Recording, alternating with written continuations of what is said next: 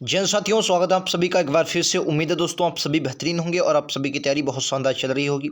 और आप सभी की तैयारी को और भी मजबूत करने के लिए मैं लगातार आप सभी के लिए हाजिर होता हूं। मुझे जो भी लगता है कि आप सभी को किसी न किसी टॉपिक से ज़रूरत है तो मैं उस पर वीडियो लेकर आता हूं। आज इंपॉर्टेंट टॉपिक लेकर आया हूं। आप सभी को पता है कि एग्ज़ाम आप सभी के जल्द से जल्द आने हैं। 10 जनवरी से आपके एग्ज़ाम स्टार्ट हैं, तो आप सभी को पता होना चाहिए कि जिस सब्जेक्ट की आप मैथ की तैयारी करें तो वहाँ पर कौन कौन से टॉपिक महत्वपूर्ण। हालांकि मैंने इस विषय पर कई बार बात की है और कई बार मैंने आपको बताया है, लेकिन कमेंट आ रहा था कि आपको बताया जाए फिर से, तो मैं इस पर बात करेंगे। दूसरा बात कि किस टॉपिक से कितने प्रश्न आएंगे, बहुत इंपॉर्टेंट बात है। मैंने हालांकि पिछली बार भी मैंने आपको बताया था कि मैं इस पर वीडियो लेकर आऊँगा, क्योंकि ये जानने की उत्सुकता बनी रहती है कि हालांकि किस टॉपिक से आपको पता चल सके कि किस टॉपिक से आपके कितने प्रश्न आने वाले हैं। तो हम लोग इसी बात पर बात करेंगे कि किस टॉपिक से आपके कितने प्रश्न आएंगे। ठीक है दोस्तों, और उसके बाद आपकी बात ये भी करेंगे कि 20 में से 20 की रणनीति क्या हो सकती है। हालांकि मैथ को लेकर बहुत से लोगों में डर बैठा हुआ है। मैं आपको बता दूं, मैथ बहुत जटिल यहाँ पर नहीं आने वाली है।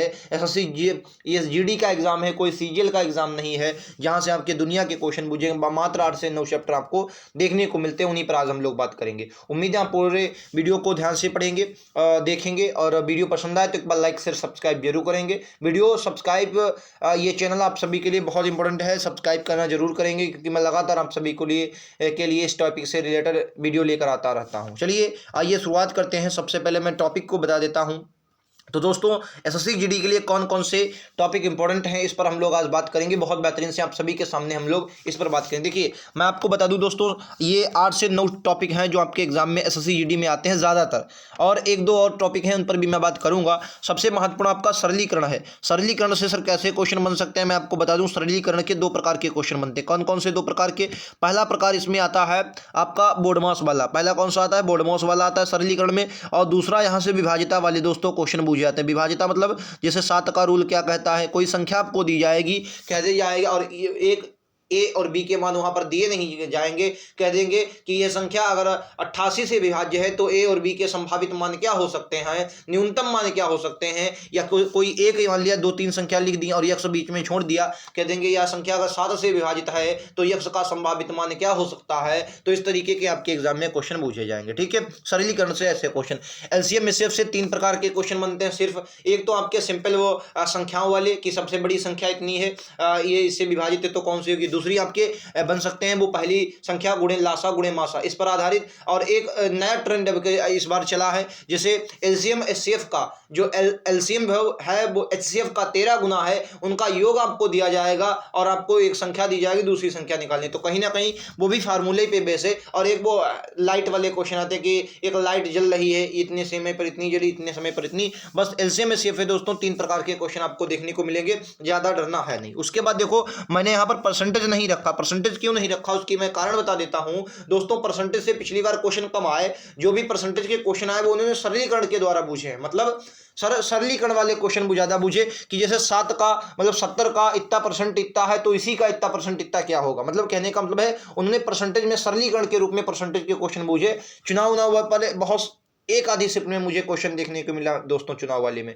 तो जनगणना वाले भी क्वेश्चन बहुत कम पूछे। हालांकि परसेंटेज आपको बहुत बेहतरीन से पढ़ना है, क्योंकि परसेंटेज आप सभी के पता है कि आपके एग्जाम का जो परसेंटेज दोस्तों होता है वो बेस होता है, तो आपको वहां से पढ़ना ही पड़ा है। अगले देखते हैं लाभ हानि। सबसे मोस्ट इंपोर्टेंट टॉपिक पहली बार 3 ही पिछली बार रहे।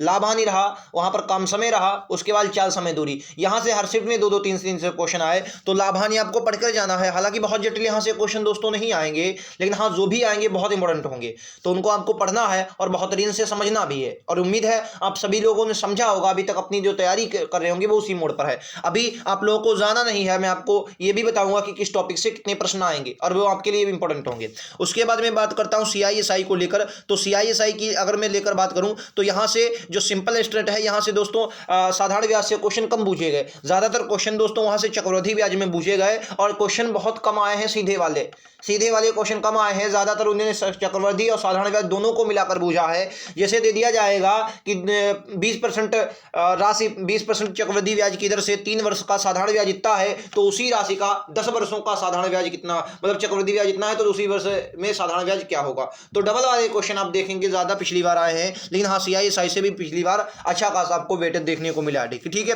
काम समय आपके लिए बहुत इंपॉर्टेंट है, इसमें हर प्रकार के क्वेश्चन पूछे जाते हैं, चाहे वो महिलाओं वाले, बच्चे वाले हों, या वो मतलब मिश्र समानुपात के अंतर्गत आप इन्हें रखते हैं, चाहे वो बारी वाली से हो, किसी भी प्रकार के हों, कम समय के क्वेश्चन पूछे गए।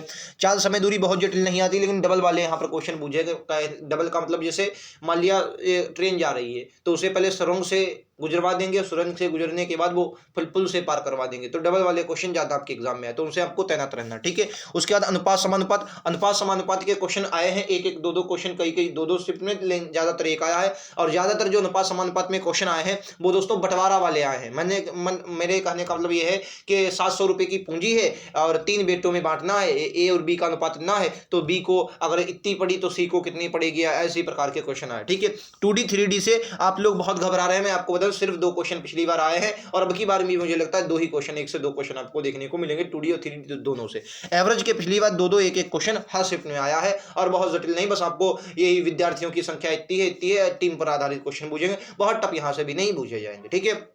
तो ये तो हुआ सिलेबस जो आपको पढ़कर जाना है, और यही टॉपिक आप फिर से मेरी मानिए, यही टॉपिक पढ़ के जाइए, इससे बाहर आपका कोई भी क्वेश्चन अलजबरा से क्वेश्चन नहीं आया। पिछली बार कमेंट में आया था, मैंने वीडियो बनाया तो कहा अलजबरा से कोई क्वेश्चन नहीं है। मैं आपको बताऊं जितने भी टॉपिक बताए इन्हीं से क्वेश्चन आता है। अब पाइप टंकी वगैरह के रह गए हैं, उन पर हम लोग आगे बात करेंगे। ठीक है। चलो अब मैं बता देता हूं दोस्तों कि किस टॉपिक से कितने प्रश्न आएंगे। सबसे पहले सरलीकरण से BODMAS, और 2 प्रकार के मैंने बताया किस प्रकार के। अब मैं ये तो बता चुका हूं किस प्रकार से कहां से क्वेश्चन बनेंगे, अब मैं बताऊंगा कैसे कैसे क्वेश्चन बनेंगे।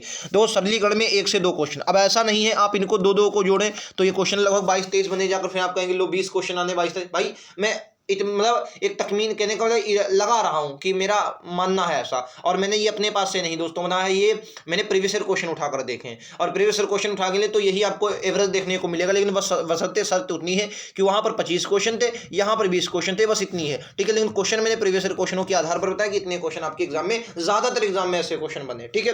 तो अगर मैं दोस्तों सरलीकरण की बात करता हूं तो 1 से 2 क्वेश्चन आपको देखने को मिला। परसेंटेज के बहुत कम क्वेश्चन मिले हैं, ज्यादातर 1 क्वेश्चन, और कई शिफ्टों में 2 क्वेश्चन, एक सरल वाला, एक चुनाव वगैरह वाला आया। ठीक है। तो ज्यादातर तो 1 ही क्वेश्चन आया, और आपके 2 क्वेश्चन। चाल समय दूरी के किसी शिफ्ट में 2 थे, लेकिन किसी शिफ्ट में मुझे 3 भी देखने को मिले हैं। ठीक है। तो चाल समय दूरी की मुझे लगता है अब की बात 2 से 3 क्वेश्चन आपके, या 2 या 3 आपके एग्जाम में देखने को मिलेंगे। ठीक है। 2 या 3 देखने को मिलेंगे। ठीक है। और ऐसा भी नहीं जो मैं बता रहा हूं कि बिल्कुल ऐसा, लेकिन मुझे लगता है कि ऐसा होगा। ठीक है। 2 से 3 क्वेश्चन आपको चाल समय दूरी से मिलेंगे, इनके लिए आपको तैयार रहना। ठीक है। अनुपात समानुपात की 1 से 2 क्वेश्चन। अनुपात समानुपात की बात करें तो 1 से 2 क्वेश्चन आपको देखने को मिलेंगे, और ज्यादातर मुझे उम्मीद है 1 क्वेश्चन देखने को मिलेगा, या 2 भी देखने को मिल सकते हैं, और बहुत इसमें बहुत ज्यादा नहीं आएंगे। इसमें कई बार तो तृतीय अनुपाती बूझ लेता है, मध्यानुपाती बूझ लेता है, प्रथमानुपाती बूझ लेता है, तो इनसे आपको मतलब ये नहीं है दोस्तों कि डरना है, बल्कि इनसे सामना करना है, और 100% आप इनका सामना कर रहे होंगे। ठीक है। आइए, लाभ हानि आपके लिए इंपॉर्टेंट है, और काम समय भी इंपॉर्टेंट है। यहां से 2-2 3-3 क्वेश्चन आपके एग्जाम में बनेंगे, काम समय हो चाहे लाभ हानि हो, और मुझे लगता है कि इन 2 टॉपिकों से 3-3 क्वेश्चन भी आपके एग्जाम में देखना मिल सकते हैं, क्योंकि अर्थमेटिक पर ज्यादा फोकस किया गया है, और अर्थमेटिक के 2-4 चैप्टर ऐसे हैं जहां से एग्जामिनर क्वेश्चन ज्यादा पूछता है। उन 4 टॉपिकों पर भी मैं बात लास्ट में करूंगा। ठीक है।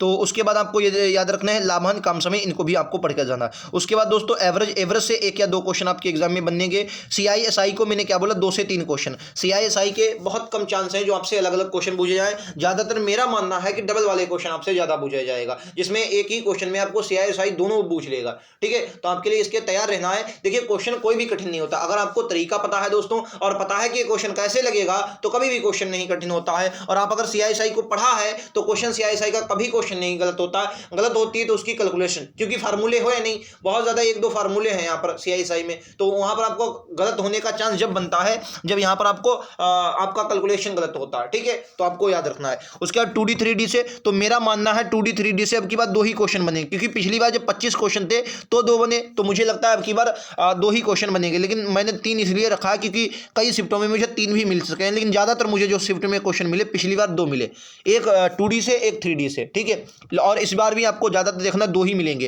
क्योंकि अब की बार 20 क्वेश्चन है, और मुझे लगता है किसी शिफ्ट में देखना इन दोनों से एक ही मिलेगा, आप देख लेना। ठीक है। आओ अगले बात चलते हैं। अगले बात करें LCM HCF से 1 या 2 क्वेश्चन। ठीक है। 1 दिए 2 क्वेश्चन, ये तो हुई आपके मुख्य चैप्टर जहां से क्वेश्चन बनना 110% तय है, और जितने मैंने बनाए ये देखो, ये मुख्य चैप्टर है, ये कुछ जो चैप्टर है मुख्य चैप्टर है। सरलीकरण है, परसेंटेज है, चाल समय दूरी है, अनुपात समानुपात है, लाभ हानि है, काम समय है, औसत है, CISI है, 2D है, LCM HCF है। है। ये महत्वपूर्ण चैप्टर है। उसके बाद जो टॉपिक आपके बचे हैं ये 3-4, इनको देखिए, इनमें बहुत कन्फ्यूजन हो रहा है कि सर मिश्रण, एज, नावधारा, पाइप टंकी, यहाँ से क्या मामला है। देखिए साझा से कोई भी क्वेश्चन पिछली बार नहीं आया, मैं आपको बता दूं, लेकिन हाँ पढ़कर आपको जरूर जाना है, तभी मैंने लिखा भी नहीं है। साझा की अगर बात करता हूं, साझा से पिछली बार कोई भी क्वेश्चन नहीं बना, ठीक है, साझा से कोई भी क्वेश्चन नहीं बना है, ठीक है, याद रखेंगे। उसके बाद अगर मिश्रण की बात करें, मिश्रण, एज, पाइप टंकी, इन सबको मिलाकर एक या दो क्वेश्चन आपकी, ज्यादातर एक ही क्वेश्चन इन सबको, किसी में नावधारा के कई नहीं है, ऐसे ही कोई शिफ्ट जिसमें देखो नावधारा के मिल जाते, पाइप टंकी, एज के क्वेश्चन ज्यादातर मुझे मिलते हैं। तो मैंने इन चारों चैप्टर को, मुझे लगता है कि एक से दो क्वेश्चन आपको चारों चैप्टर से मिल सकते हैं, और मुझे लगता है कि यहाँ पर आप साझा से पिछली बार बिल्कुल क्वेश्चन नहीं मिले, ये आप मान लीजिए, ठीक है। पाइप टंकी इनसे भी मिश्रण के भी क्वेश्चन नहीं मिले हैं, ठीक है। और घातांक करणी का पिछली बार कंफ्यूजन आया था, घातांक करणी से भी कोई क्वेश्चन नहीं मिला है मुझे अभी तक। 63 शिफ्टें हुई पिछली बार की, ठीक है। तो इनके बारे में मैंने बता दिया, उम्मीद है आप सभी को ये बहुत अच्छे से समझ में आया। अब बता देता हूँ जो मोस्ट इंपॉर्टेंट टॉपिक हैं जिनको आपको पढ़ के जाना है, वो सबसे इंपॉर्टेंट उसमें रखेंगे आप लाभ हानि को। लाभ हानि बिना पढ़े जाएंगे गड्ढे में जाएंगे, मेट में कम नाम आएगा, ठीक है। काम समय को बिल्कुल पढ़ के जाना है, बिल्कुल नहीं छोड़ना है काम समय को। उसके बाद चाल समय दूरी महत्वपूर्ण होगा, चाल समय दूरी आपको बिल्कुल पढ़ के जाना है। उसके बाद एक टॉपिक आपका हो जाएगा ये CI और SI, इन 4 टॉपिकों को तो छोड़कर जाना नहीं है, बिल्कुल नहीं छोड़ना है। ये 4 टॉपिकों से आप देख लेना, इन्हीं 4 टॉपिकों से लगभग मैं बात करूं तो 10 क्वेश्चन आपको यहां से देखने को मिलेंगे, लगभग आप देखना 10 क्वेश्चन देखने को मिलेंगे आपको, लगभग यहां से 10 क्वेश्चन आपको देखने को मिलेंगे, ठीक है। तो उम्मीद है आप सभी को मेरी ये बातें समझ में आई होंगी, कुछ पसंद आई होंगी, कुछ नापसंद भी आई होंगी, लेकिन जितनी भी पसंद आई हैं तो एक बार लाइक शेयर जरूर करेंगे, चैनल को जरूर सब्सक्राइब कर ले। मैं फिर से बता दे रहा हूं क्योंकि बहुत इंपॉर्टेंट चैनल है आप सभी के लिए, क्योंकि मैं खुद आप सभी को लगातार इस बारे में बताता हूं और आप लोग जानते होंगे मेरे बारे में, ठीक है। तो जरूरत है आप सभी को जुड़ने की, और मैं तो आपसे यही कहूंगा कि जरूर जुड़े। बहुत कुछ आपसे यहाँ से मैं आपको फिजिकल से रिलेटेड, मेडिकल से रिलेटेड, आपके मतलब शुरू से लगाकर अंत तक आपके साथ रहूंगा। जरूरत है आप सभी को जुड़ने की, ठीक है। तो उम्मीद है आप सभी ने वीडियो को पूरा देखा होगा, और अपनी कमेंट बॉक्स में कोई भी आपकी क्वेश्चन हो, कोई भी डाउट हो तो जरूर पूछें किसी टॉपिक को, और मैं हर सब्जेक्ट, चाहे वो हिंदी हो, चाहे वो रीजनिंग हो, चाहे वो GS हो, चाहे मैथ का तो वीडियो ये हो गया, हर टॉपिक पर बताऊंगे कहां से आपको कितने क्वेश्चन आने हैं, और उन्हीं को आप पढ़ के जाइए दोस्तों। मैं गारंटी लेता हूं कि एक अच्छा स्कोर आप करेंगे। तो मिलते हैं अगले वीडियो में, आज के लिए इतना ही। थैंक यू दोस्तों, जय हिंद, जय भारत।